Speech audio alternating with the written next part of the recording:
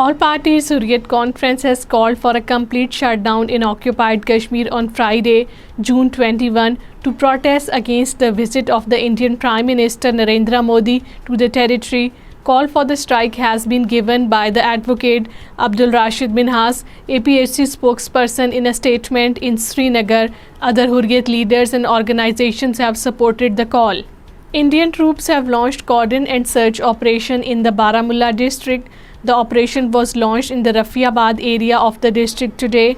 The occupation authorities closed down 2 educational institutes in the area.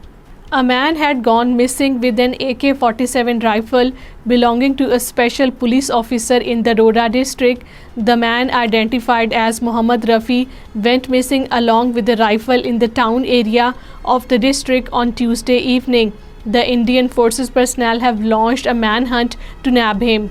5 women pilgrims from the occupied Kashmir have succumbed to heat stroke while performing this year's Hajj in Saudi Arabia. The victims, 4 from Srinagar and 1 from the Kulgam, were accompanied by the relatives and had been performing their religious duties despite the scorching temperatures which soared to 48 degrees.